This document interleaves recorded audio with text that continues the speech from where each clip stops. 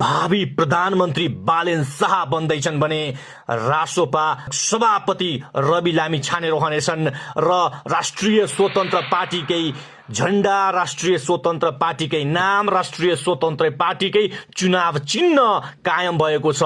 यो ऐतिहासिक कदम 7वटा बुदामा दर्ज भएको छ। बालेन्द्र शाहले शुभ प्रभात भनेका छन्। रवि लामी छानेले देशले खोजेको सम्झौता चाहिन्छ, नेताले खोजेको सम्झौता होइन भनेर स्ट्याटस लेखिसकेका छन्। दर्शकवृन्द, यो ऐतिहासिक क्षण तपाईलाई देखाइरहेका छौं। नव पुस्ताका दुई सबैभन्दा ठूलो नेता बालेन्द्र शाह र रवि लामी छाने बीचको एकता सम्भव भइसकेको छ। हो, यो ऐतिहासिक क्षणको दृश्य तपाईलाई हामीले देखाइरहेका छौं। हस्ताक्षर भइरहेको छ। यहाँ रासोपा सभापति रवि लामी छाने र बालेन्द्र शाह बीच द्विपक्षीय सम्झौता भएको छ। 7वटा बुदामा यो सम्झौता भएको हो।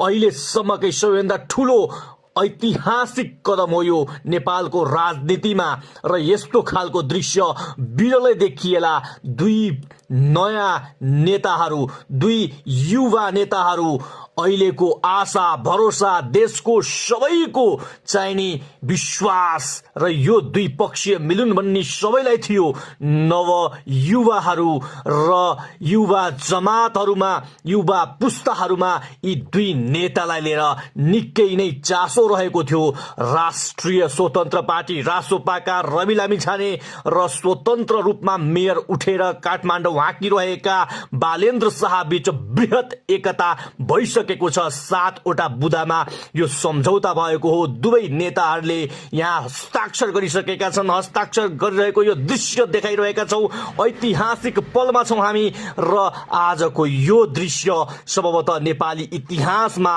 बिरलै देखिन्छ।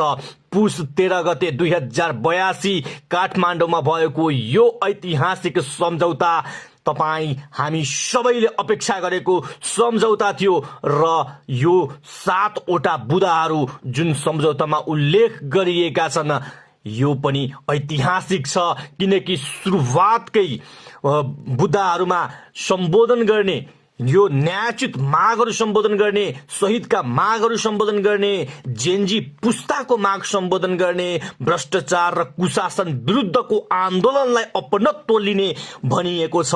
यो ऐतिहासिक कदम हो। दर्शकवृन्द, यो दृश्य तपाईलाई देखाइरहेका छौं। सँगसँगै तपाईलाई हामीले जानकारी गराउँ, अबको भावी प्रधानमन्त्री बालेन शाह बन्दैछन् भने रासोपा सभापति रवि लामी छाने रहनेछन् र राष्ट्रिय स्वतन्त्र पार्टीकै झण्डा, राष्ट्रिय स्वतन्त्र